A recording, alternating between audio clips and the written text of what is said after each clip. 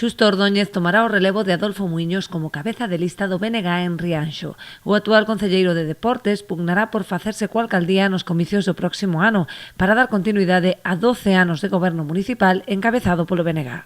Esta decisión da Asamblea Local foi ratificada tanto polo Consello Nacional como polo Consello Comarcal. Quero expresar aquí o meu agradecemento a estes dous órganos pola confianza e o seu respaldo. Neste momento no que o compañeiro Adolfo Muiños nos deixa, aunque seguirá moi para nós, quero resaltar o meu compromiso e identificación co traballo e cos objetivos do grupo do goberno do BNG.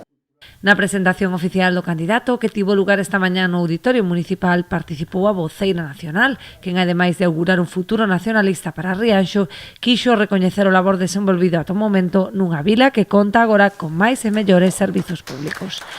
Adolfo dá este paso atrás nunha organización política como o BNG que está forte en Rianxo, que está consolidada, que ten un gran equipo de goberno e, por o tanto, que damos este relevo con todas as garantías, porque a mellor carta de presentación é a transformación que viviu Rianxo ao longo destes últimos 12 anos, onde vemos un concello que fixe unha aposta clara por ter servizos públicos, que defendeu e defende a sanidade pública, pero que tamén defendeu o ensino rural deste país. O alcalde Saínte, que renuncia a liderar a lista por motivos persoais, fixo tamén un balance positivo destas 3 legislaturas, con logros como o desenvolvemento do parque empresarial que xa esgotou o chan dispoñible.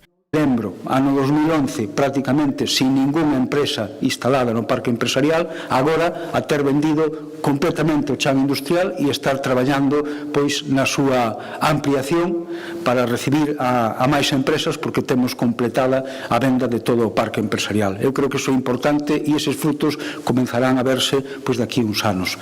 O novo candidato traballa agora na conformación da lista, polo que xa está a manter contactos con diferentes colectivos. Nas próximas semanas daránse a coñecer os nomes que integran a candidatura ao completo.